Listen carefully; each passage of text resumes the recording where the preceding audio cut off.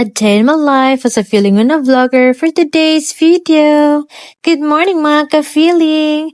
Hello mga ka-feeling! Welcome back to our vlog. So let's continue the part 2 sa aming travel journey sa Dakak for staying there for 3 days. So kasama ko pa rin ang mga vloggers and ang mga photographers. So first na ipakita ko sa inyo yung first room na pinuntahan namin o pinasukan namin, pero room pala yun sa mga models. And bago kami nag-transfer sa aming room sa baba sa mga vloggers. So when we went down to the venue, sabay-sabay kaming naglakad. We had to hike a bit going down since our room was on the upper part. The air was so cool. Grabe. Murag early morning sa Baguio. We were just laughing, sharing stories, and enjoying the peaceful sound of nature. Some of our co-vloggers walked fast, others took their time. Kami, chill lang. We stopped a few times to take pictures kasi every corner looked so Instagram-worthy. The trees, the view, the mountain breeze, it really felt like paradise. As in, super na-amaze yung kayo sa Dakak. So when we got down, we entered this small restaurant near the venue. We lined up for breakfast and syempre, konting chika-chika while eating. The food was simple but delicious. Perfect way to start the day. We had coffee, eggs, hot dogs, and rice. And while eating, we were talking about how excited we were for the event. We had to eat a bit faster since the program was about to start around 8 a.m. So after breakfast, balik na ulit kami sa taas to prepare. Pero ako, ready na daan, charots. Dakak is really such a beautiful place. Super nice, relaxing, and peaceful. So everywhere you look, you'll see nature's beauty.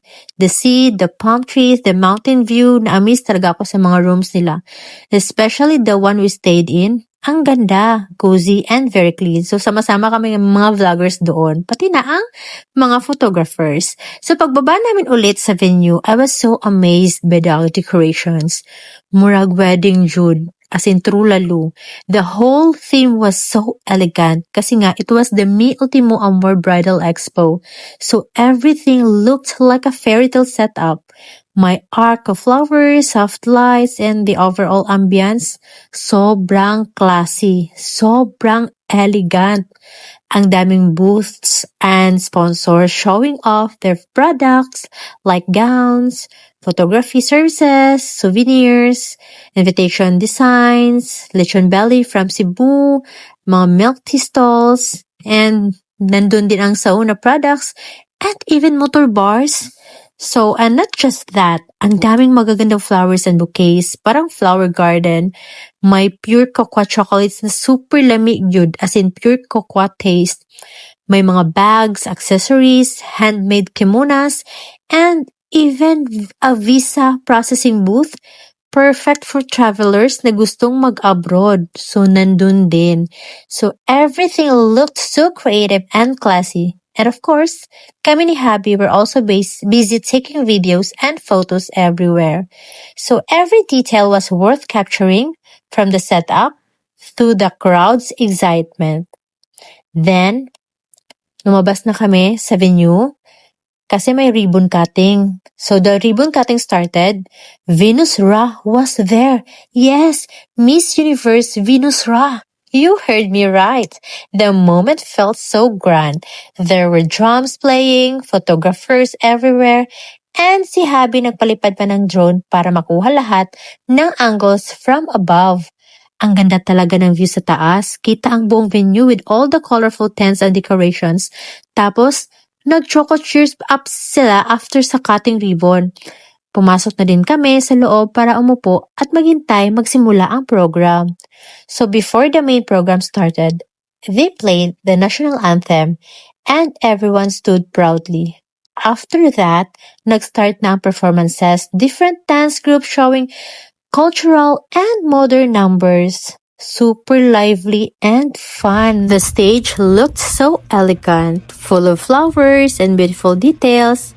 Tapos, andun din mga designers, models, photographers, and media were all around capturing every moment.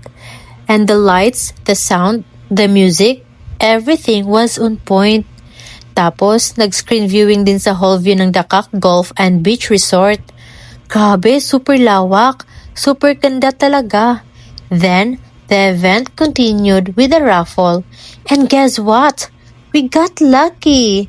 Both our names were picked. It's I and hubby. So we won perfumes and scented candles. We honestly didn't expect it. Pero it made the day even more special. Sino pa namang mag-aakala na mabunot yung names namin? So super saya talaga namin sa araw na yon. And after the performances, diretso na kami sa lunch. Grabe ang sarap ng mga dishes. There were soup, bread, and vegetables, so everything was well prepared. We were really thankful sa mga staff. Sobrang babait, accommodating, at very warm. They made us feel at home. After lunch, naglilibot-libot pa kami sa venue. Some were taking photos, others were chatting with designers and guests. At lalo na sa mga sponsors, kami ni Habi syempre capture pa more. We even found some quiet spots with beautiful ocean views, as in perfect for cinematic shots. So as the day went on, I just couldn't help but feel grateful. Being part of this event was such a blessing. Meeting new people, seeing creativity come to life, and just being surrounded by positive energy, lalo na sa mga kakapwa namin vloggers. So overall, the experience was unforgettable. It wasn't just an event, it was a memory to treasure. And by the way, this was just our first day in Dakak. Half day pa lang to ha. This is actually part 2 of our journey. So abang-abang na lang po for part 3. I'm so excited to share more of our travel adventures soon. From Dakak to the P10 and all the way to our next stop. Talaga no, sobrang amazing, sobrang adventure. And sobrang happy. That's all mga ka-feeling. Don't forget to like and share our video and follow for more. And leave a comment so I can visit your house too. This is Jay Rivera, Feeling Vlogger. Bye!